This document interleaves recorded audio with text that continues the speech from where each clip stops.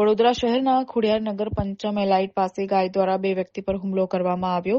જેમાં બાઇક ચાલકને ઈજા થતા તેઓને સારવાર દરમિયાન 108 મારફતે હોસ્પિટલ ખાતે ખસેડવામાં આવ્યા। દિવસે ને દિવસે ગાયનો ત્રાસ વધી રહ્યો છે, ત્યારે વડોદરા શહેરમાં વધુ એક કિસ્સો સામે આવ્યો।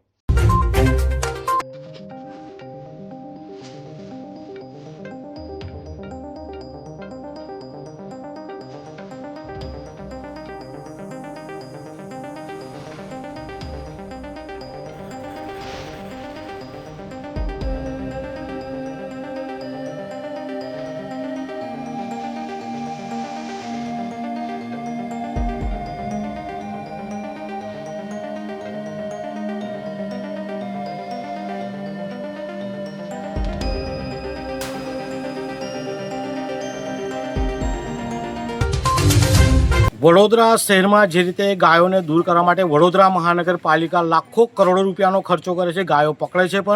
પરંતુ આજે જોવા જઈએ વડોદરા શહેરના ખોડિયારનગર 4 રસ્તા પંચમ એલાઇટ પાસે એક ગાય ગાંડી થઈ ગઈ ને બે વ્યક્તિને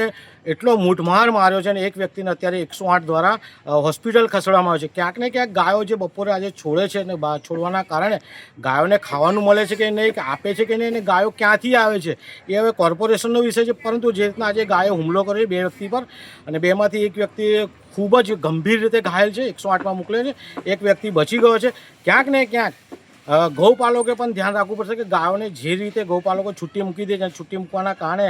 આ ગાયો તે હુમલા કરતા હોય છે, તો ગૌપાલકોને વિનંતી છે ગાયો છોડો ત્યારે ગાયોની સાથે રહેવા જોઈએ, નહીં તો વડોદરા મહાનગરપાલિકાને પણ વિનંતી છે આજે રવિવાર છે તો રવિવારે તમારી કામગીરી ચાલુ છે કે બંધ છે। ક્યાંક ને ક્યાંક ગાયોના કારણે અકસ્માતો થઈ રહ્યા છે, રોડ અકસ્માત થઈ રહ્યા છે, સાથે આવી રીતે ગાયો જો હુમલા કરશે તો માણસો ગાયોથી એટલા ગભરાશે ન પૂછવાની વાત। અમારી એક જ માંગ છે કે ગૌપાલકોને પણ વિનંતી છે ગાયો જ્યારે બહાર કાઢો ત્યારે ગાયોની સાથે રહો, અને વડોદરા મહાનગરપાલિકાને વિનંતી છે કે ક્યાંક ને ક્યાંક ગાયોને તમે જે પકડો છો, પકડ્યા પછી એને ટેગ કરો છો તો આ ગાયને પણ પકડવામાં આવે, ટેગ કરવામાં આવે અને વડોદરા મહાનગરપાલિકા સખતમાં સખત કામગીરી કરે તેવી અમારી માંગ છે।